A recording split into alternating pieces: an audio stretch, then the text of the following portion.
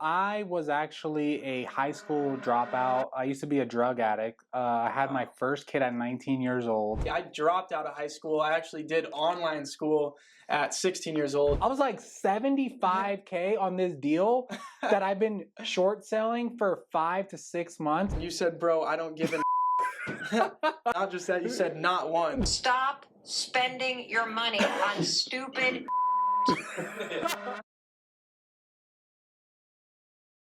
What's up, guys? Welcome back to my podcast. And today I've got a special guest. I got Brian Davila with me today, and we're going to be breaking down how Brian has done over 400 real estate transactions. Yeah, he's a master in real estate, traditional real estate, wholesale real estate, fix and flip, all of it. Thank you so much for being here with me today. Thank you so much for having me on your show, bro, and your office. This is sick. Thank you, man. Yeah, I'm just excited. The last podcast we did, we had such a good conversation that I wanted to run it back. Yeah. And this time, I get to interview you on how you got into real estate and how you've achieved all this success. So I'm excited to break it down. Yeah, I'm excited. Awesome. So let's start off with, how did you find out about real estate and what were you doing before real estate? Yeah, so I was actually a high school dropout. I used to be a drug addict. I had my first kid at 19 years old.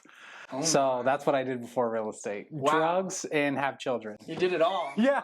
You really did it I all. was busy. Yeah. Wow. You got to it. Yeah. Wow. That's awesome, man. So I dropped out of high school. I actually did online school at 16 years old. So I did my last 2 years of high school online. Yeah. And that gave me all the time in the world to chase after real estate.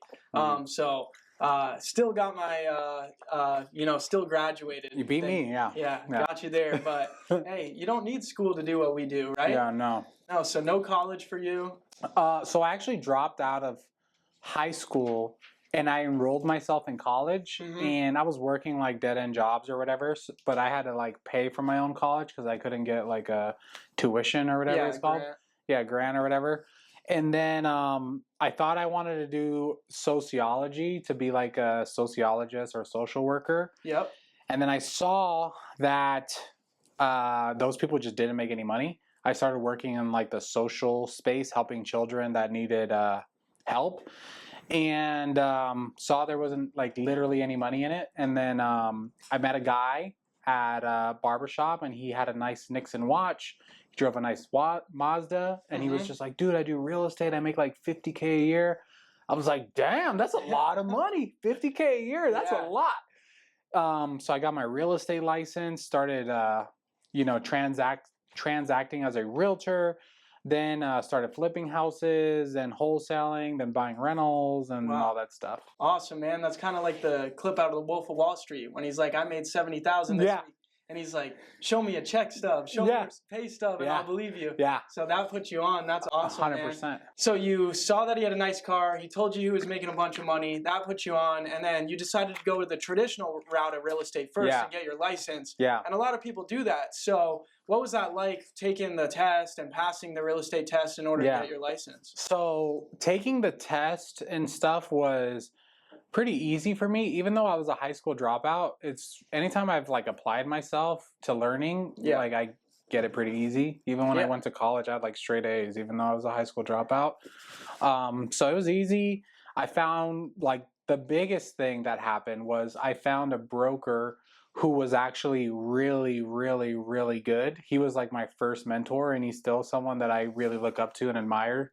Yeah. So that was the key to everything that I've done. If I would have went in the wrong way and got with like the wrong broker and kind of just fell out of the business, I don't think I would be here today. So that guy changed my life. 100%, because I see so many people, they get their real estate license and they don't know what to do from there, because you don't learn really much about how to actually get business, right?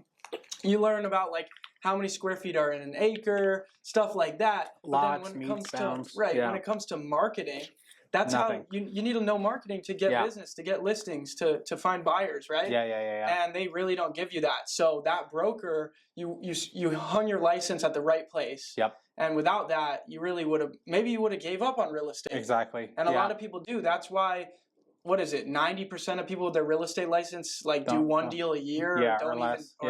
So okay, so the traditional real estate, how long did you do, as a realtor before you started switching into investment stuff? I was a realtor for like 2 years, and then I quickly was just like running out of patience with clients, Yeah. and I was just like, dude, I can't do this. Like it wasn't scalable to make 7 figures, and that was like my goal. So I got up to making like 500K as a realtor. Yeah. But it was a lot of work. It was like a lot of home inspections, a lot of appraisals, a lot of driving around, a lot of You're not all that really stuff. your own boss as much because Yeah, you're no. getting bossed around by your clients. You're driving buyers around. I mean, did you do more listings to sell? I did more listings, but even with listings, like you still have to like go show it. You still got to show up. Sometimes the sellers are buying a house. So like I did both, but I was more on the listing side. Yeah, because one of the worst parts is like people will fly in to like look for houses. You'll be their buyer's agent driving them around town. I've done that, and then they don't buy. I know. And it's like I know. they're just trying to have fun house shopping. And homes were cheaper back then. So this is like 2016. So homes in Vegas, they're like a third of what they are right now. Yeah. So like I was selling houses for like 100K, a condo for 25, 50K. So 3% on that's nothing. Exactly. And yeah, that's the thing that's so great about wholesaling real estate. You make way more than 3%, right? Mm-hmm. We can make 20 grand on a $200,000 house. Yeah. Which that's 20%, not 3%. So it's crazy. That's why it's so important that people understand the creative stuff and how to be the middleman in deals versus just being the realtor. And 100%. a lot of people stay stuck as a realtor and don't really branch out to the investment side and wholesale side for a long time, like 5-6 years, you know? So for you to jump into the wholesaling and investment only 2 years in, you know, I respect that because that's the shift that has to be made. Okay, so what put you on to wholesaling and flipping? As a listing agent, I had to figure out how to get more listings, right? Yeah. So what I used to do is cold call NODs. So I started calling NODs. I started getting a bunch of short sale listings and like pre-foreclosures and auctions and all that stuff. And with those type of properties, normally the seller doesn't want to show the house. And a lot of the times they're in distress, like they need to sell fast and the house is beat up. Yep. So what I started noticing, and I didn't even come up with this plan, it just happened. I started noticing when I would list them, investors would be offering on them and they would be willing to like give the seller some relocation or do whatever it takes to kind of make the deal close. So long story short, I was doing that. And one of the investors, I was like, dude, like how much money are you making like flipping this house? And he was like, oh dude, like you don't need to worry, like you're doing a great job, like keep doing what you're doing. And I was like, oh, that's weird, like why aren't you telling me? But whatever. And then I asked them exactly. And then I asked another couple and no one would tell me. So then I was like, that's very weird that literally no one's telling me how much they're making off these deals that I'm selling them. Long story short, I had a guy bidding on a property and I was like, dude, how much are you making? He gave me the same exact thing, the same exact answer. Like, oh yeah, don't worry, blah, blah, blah. We're making less money than what we used to.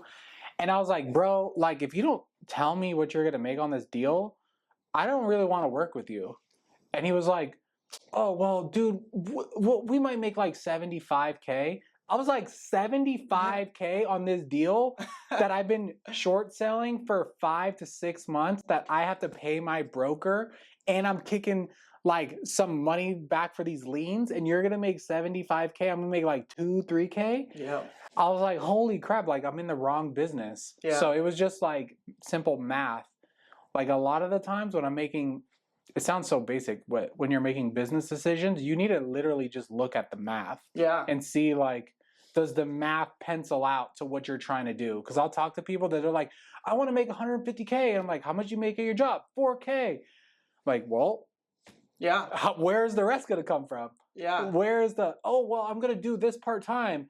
And then they work part-time on something that makes more money than their full-time, but then they're afraid to switch careers. So it's just like, sometimes the math kind of just speaks for itself, but people just rather, they're not smart enough to see it, or they're just afraid to look at the reality of the situation. Afraid because they're so used to doing something one way for so long, they're scared to jump into something else.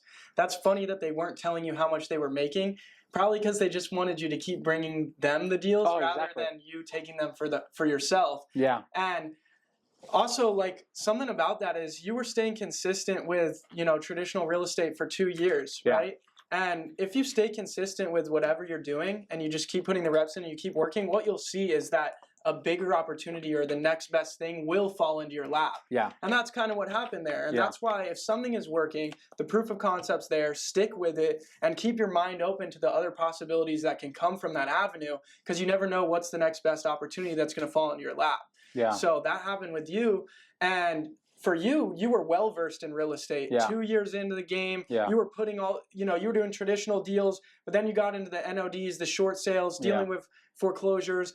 These are distressed sellers, unique situations. You're having to get creative and make it work and put all this together. Yeah. So at that point, you had all the tools in your tool belt to go do what the flippers, the investors were doing. Yeah. So it made sense. Yeah. Financially, the numbers made sense. Yeah. And with all the knowledge you had, there was probably less fear there that you were able to make the leap. I think so, but also, like, I thought about flipping for about a year and a half before I actually did it. So you were hung up on fear I was. Yeah, so they told me how much they were making, and I was like, okay, I want to flip houses. And then the first thing that I do, whenever I want to do something, I start telling everyone around me. So I was like, dude, I want to start flipping houses. Like, I want to start flipping houses. I want to start flipping houses. And then I like start to slowly like get the information like, okay, well, you need a hard money loan. I'm like, I don't know what the hell a hard money loan is. Okay, like you need this type of insurance. I'm like, okay, like who's your insurance guy? So it took me like a year and a half of like slowly piecing these things together. And then finally what happened is I got tired of just talking about it. And I was just like, dude, I've been talking about flipping houses for like a year and a half. And then I knew a wholesaler and I was like, bro, like send me your deal. He sent me a deal. And I was like, you know what? This looks like it could work. It had tenants. And I was like, I'll just buy it. Like, F it. I'm just going to buy it. Yep. I bought it with tenants, had no idea how evictions work. So in California, it was a bad mistake. Yeah. But it was good because I learned, even like right now, I'm trying to build a rental portfolio in Kansas City. I've locked up a deal. Honestly, it wasn't the best deal. I went back and I did a price drop on the wholesaler because I was like, hey, look, like you told me this is a 3-bedroom house. It's actually kind of like a 1. Whoa. So we need to do a price correction. Crazy. And I closed on it and I own it and it's great and I need to get it rented out. But that deal will make me wealthy later. Yeah. Not because that specific deal, it's because I finally pulled the trigger and I was stopped being a little beef, for a lack of better words. And now I'm like, okay, I already bought a second deal. And now after my second deal closes on Thursday, now I'm like, okay, now I have to buy duplexes that are side by side because to do this 60 times, it's gonna take forever. Right. Like I need to just start doing 2 to 4s side by side so the rent is still high and I could just do it faster. 100%. But I wouldn't have learned all of this if I didn't just pull the trigger on the first one. Yeah, and that first one, you had to deal with way more problems and deal with tenants and evictions right there on the first one. That's crazy your first flip had tenants. That's just mind-blowing. Like, that's probably the worst flip you could have bought, man. That's probably the worst one. Yeah, I know. Having to deal with an eviction when you're excited to remodel it and excited to list it and excited to sell it. Now you're held up by some bad tenants. Yeah. So that's bad. So this is how I bought it. So I showed up. I was like, I'm going to buy it. They're like, I was like, I need to see it. They're like, great. We show up. The wholesalers walk me through the house, but I didn't say anything to the tenant. Yep. And then I walk out. I'm like, oh, it's good. And they're like, all right, cool. He's going to move at closing. Closing's on the 1st. I was like, great.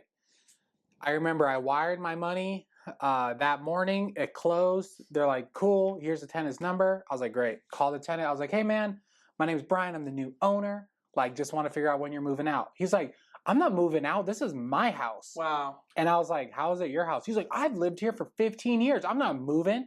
I told blah, blah, blah, blah, blah that I wasn't going to move. Wow. And I was like, shit, like, damn it. Like, that sucks. So that was a bad wholesaler there. It was they were okay because it is what it is. I should have done my due diligence better. But they should have lined that up too. they should have lined it up, but Yeah. I learned, because guess what? After I learned to buy deals with tenants, Yep. I ended up buying a bunch of houses with tenants in certain areas, because then I understood the laws. Yep. So then I know, hey, I could actually evict someone here. I can't evict them there. That's And a lot of other deals. investors don't want to go for them. Yep. Other wholesalers can't make a deal there because the tenant's refusing to move out. Buyers aren't Exactly. going to buy it. Yeah. But you knew the solution. So that's like a secret honeypot of deals that you can get to that's untouched. So Exactly. that's awesome. Okay, so you do this first flip. The tenants, you finally evict them. How much money in reno do you think you put into it? I put it was a light rehab. That's why I bought it. It was probably Okay. like 10K. So tenant 15K. didn't destroy it too bad or anything? No. He was like an Okay, older 10, guy. He was 15K. chilling. You sold it. How much did you make on that? I think that first deal I probably made like 20K. Sweet. But so, I was just like, hell yeah. So you really started, yeah, that's awesome. 20K. I made 30K on my first wholesale. There you that's go. plenty. Mhm. 20, 30, that's plenty enough to kick off your real estate business.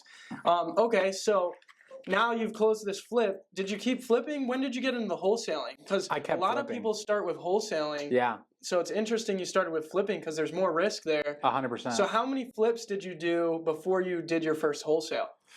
Bro, a lot. I mean, I barely started wholesaling really this year. Like Gotcha. 2025. We did a little in 2024, but I was all flips. How many flips a year?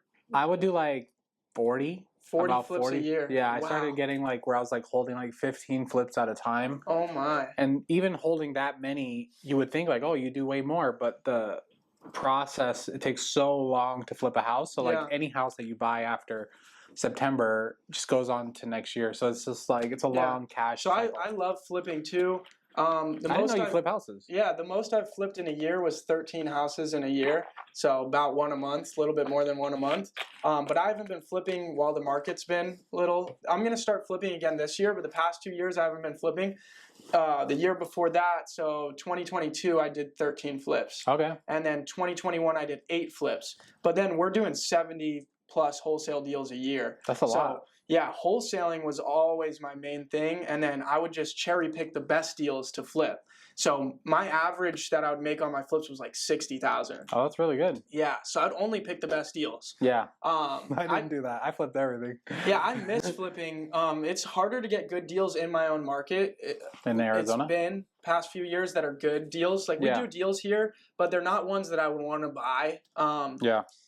There was one recently, but then turns out it had a bunch of foundation issues, and like it didn't need that much remodel, but the foundation was scary to me. The problems with the foundation, so I just sold it off, and I made 40,000 on the wholesale, but I could have probably made 60, 70 flipping it, but I just didn't want to deal with the problem. Yeah. But yeah, I want to get back into flipping because it's fun to get out of the office and drive around and see the properties, you know, and to just design them a bit and be involved. Yeah. Plus, like, even I'm handy. Like, I'm not handy at all. So I would actually you know, when you put blue tape in your flip, when there's issues with the flip, like there's messed up paint or something, I'd just go fix some of the stuff. And like doing handyman type stuff is good for your mind. Like, you know, yeah, it's good to paint a little bit, do this. I don't know how to do anything. Working with your hands when you're all day behind the computer is good. So yeah, I love flipping though. But wholesaling's great because there's no risk. So that's why I assume you are starting to do more wholesaling. Yeah, right? exactly. Yeah. So because you get paid quicker, cash conversion cycles shorter. Yeah. So tell me about that shift into wholesaling and why you chose to shift into it. So last year, I think we did somewhere around 24 deals ish, somewhere around there, 24, 30, something like that. And what I started noticing is like our net on the wholesales was just higher. So then I was just like, dude, we're like flipping these houses and like it's taking way longer. The construction is a headache. We're sitting here like battling to sell them. Like, it doesn't make sense. So then I was just like, dude, I'm just going to wholesale. And then what I started noticing right now is like, even though I may not think it's a good flip, I'm selling them at prices that I just don't understand. Yeah. But, you know, I think our average deal size was like, I think 35K or, That's 35K. big. Yep. So I'm like, dude, if we're making 35K on a deal that I wouldn't even flip anyways. Right. So like, right? It's like, why pass up on, especially when you're doing like direct to seller, direct to agent. Yeah. It's like, if it's not a deal for you, it'll probably be a deal for somebody else. So still make money on it.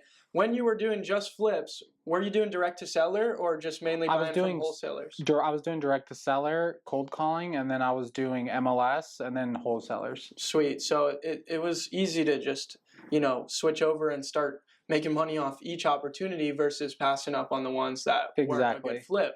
And yeah, that's the thing about being a wholesaler mainly is you are the source of the deals. Yeah. You're direct to the source, so you're going to get the best deals, and then you get to pick your opportunities. So I'm sure you're still flipping now, right? Sometimes, yeah. If they're good deals, like you'll make 60 plus. Yeah, Same thing as me. Yeah. You cherry pick the good deals and you'll still flip them. Exactly. So tell me about the wholesaling. I know you're scaling it out now too, trying to ramp up your deal volume. So what are you guys looking like right now? How's your company? So right now it's me and Justin, our boy right here. Yes, sir. We have 3 acquisition people. We have 1 dispo person, and that's it. Awesome. Yeah, that's all you need, really. Yeah. Right. Another thing that I've noticed too with real estate is like there comes a point of diminishing returns when you're trying to scale where like, let's just say, for an example, a flipper. Yep. If a single flipper goes out and flips a house a month, let's say he makes 40 to 60K. Yep. Right? Average per deal. You think that's fair? Yeah. Okay, so how much is that like a year? 48K? Yeah. The problem is some of these, when you scale to like, let's say 1.5 to 2, sometimes when you bring on all these employees and your marketing expense and your office expense and all these things, you'll end up making 20 to 30% margin, maybe even 40% margin. So then it's like, okay, well, you're not that much more profitable, or you end up making the same if you go through a dry spell because you're testing out salespeople 100%. and XYZ. Maybe you miss a month of revenue because of a bad sales guy or a bad hire. So like right now, I'm just, instead of chasing revenue, I'm chasing $1 million net. Yep. And I think what that will show is I need to be at 2 million because we're keeping everything as lean as possible. Like literally every month we're like, okay, what are we wasting money on? Like who's not performing? Before people would stick around for longer than what they should. Now we're like, every month we're like, okay, who needs to go? What are we wasting money on? All right, this assistant we thought we needed, sorry, we don't need it. Yep. Okay, oh, this person, oh, this setter that was getting paid 10% in a base, oh, this VA could do the same thing, sorry, like, okay, they gotta go. So just like scaling, but making sure to scale profitably. 100%. Yeah, and I've done that before too. Scaled it up as much as I possibly could.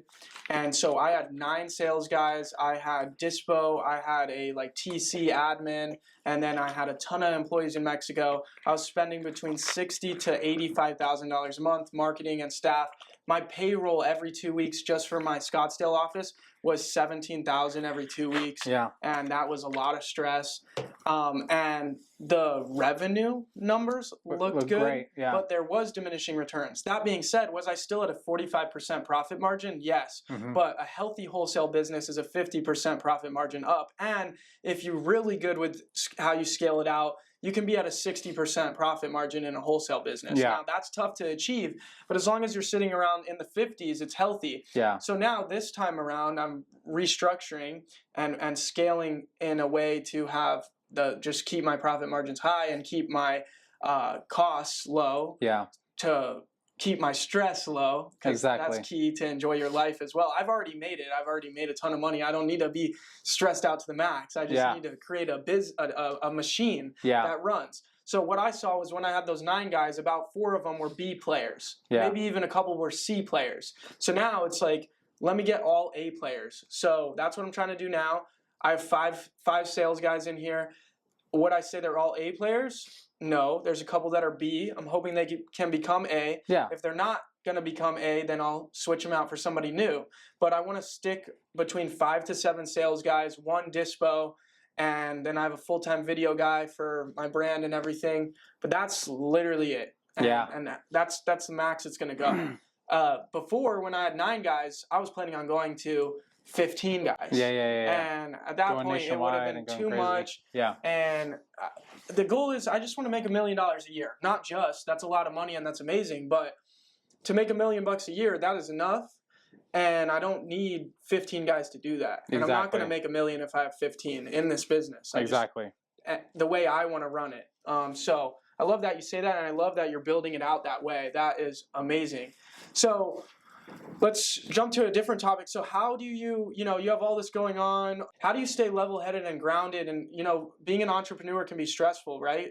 Business and work we don't clock out at 5 p.m. So what for you works to stay grounded and everything? I mean, I do clock out at 5 p.m. I don't work past 5. That's good. Yeah, I've been doing that since... So boundaries. Yeah. Did we talk about that last time? Yeah, I think so. Boundaries is key. Yeah. We have real boundaries. Even like Justin or anybody of the guys, like I don't text anyone after 5 or on the weekends unless it's like something serious. But even 99% of the time, I'm like, oh, this could wait. It doesn't. And you can't expect people to not hit you up, but it's you need to be like strict enough on yourself to just leave it to the side till work tomorrow. Well, I tell people not to hit me up. So when realtors or there's been wholesalers that are like, hey, like I sent you this deal, and I'm like, hey, I'm at dinner, and they're like, well, I need to know, and I'm like, I could show you a text message right now where I was like, bro, who the F do you want to read it? While you pull that up, let me ask you this. In the beginning, though, before you've made a lot of money in the business, you got to answer your phone all the time, though. You got to. You don't think? No. I think especially as a realtor, too. Here, you can start right there if you want. Bro, I won't be sending you any more deals. I have shown you nothing but respect, but this isn't how I do business. I probably have 40 people respond to my Vegas house properties. At what time was that at? This was at 7 p.m. Yeah. And you said, bro, I don't give an F. And you said, not just that, you said not one. I could not give one. And he said, just act with respect and answer and respond on my deal. You said, bro, first of all, if you're calling me when I'm with my family, guess what? I'm not going to answer the phone or respond. You're not more important than my family, so don't ever try me. Tell me you're going to do not. I don't give a shit, bro. Straight up. And he just keeps texting, bro. Yeah. Because, bro, here's the thing. You're a good buyer. Yeah. He needs you. Yeah. So you should respect. Exactly. You should respect the fact that it's 7 o'clock. Yeah.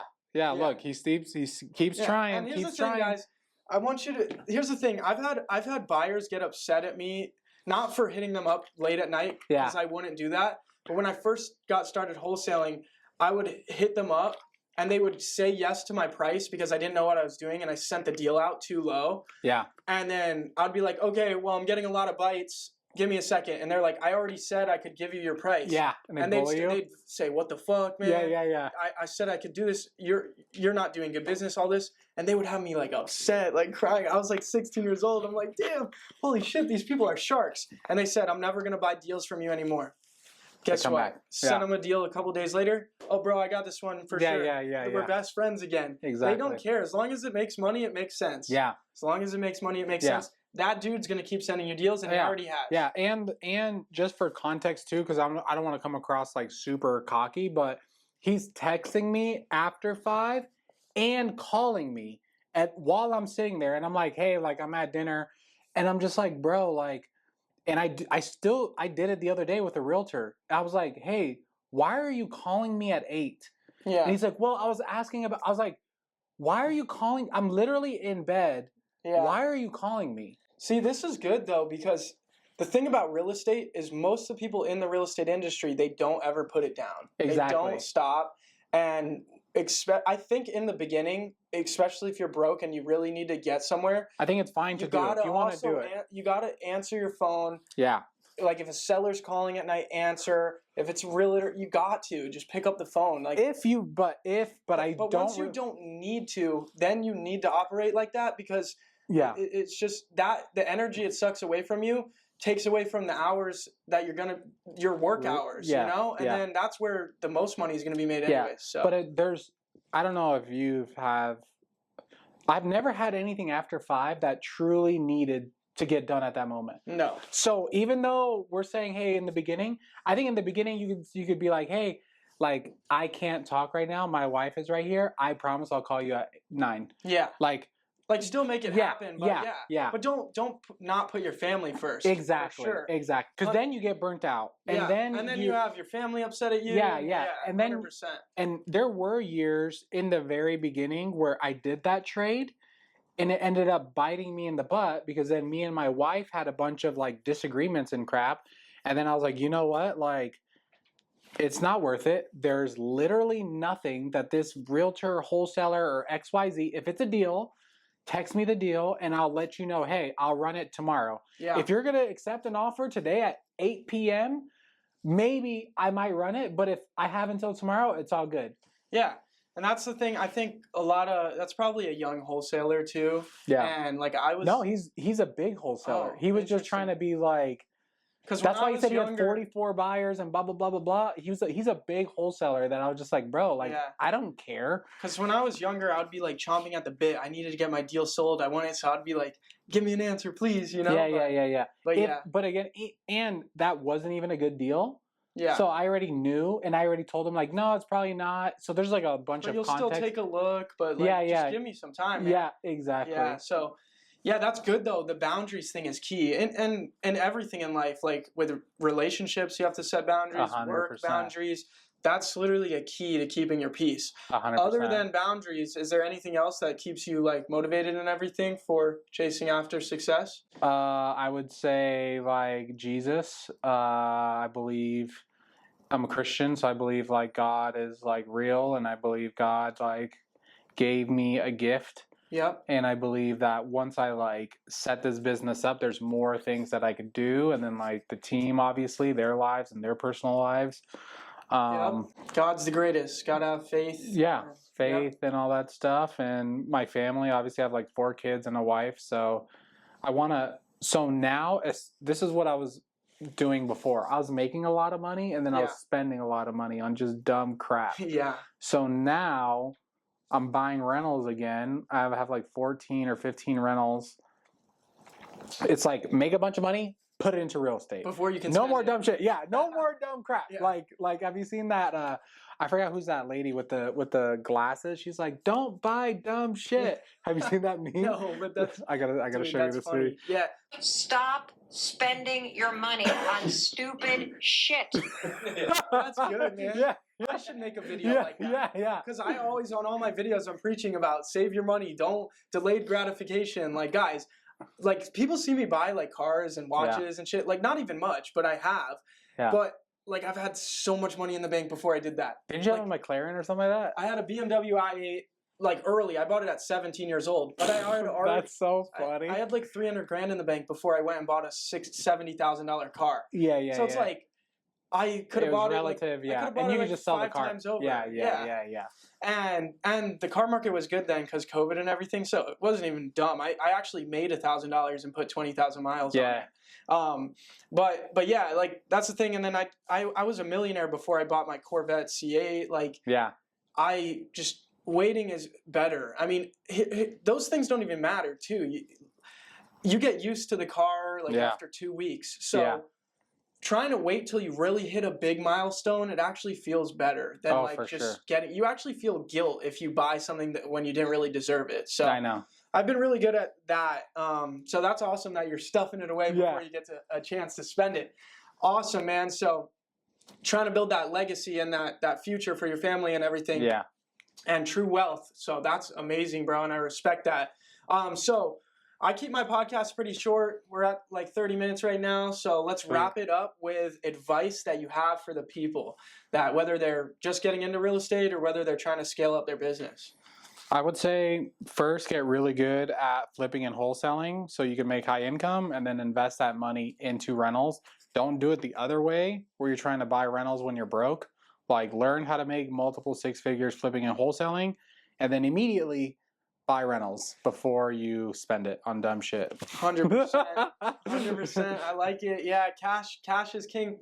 And you got to learn how to get that cash flow going because if you can't produce cash and you're getting rentals too early, you're just going to find yourself in a bottleneck. You need to get good at creating active income. Yeah. Active income's so important. Then you can focus on the passive income. But thank you so much. Super valuable hearing your story. That was great. Thanks for having. Thank you for having me on, bro. Yes, sir. Appreciate you, bro. And I'll see you guys on the next video.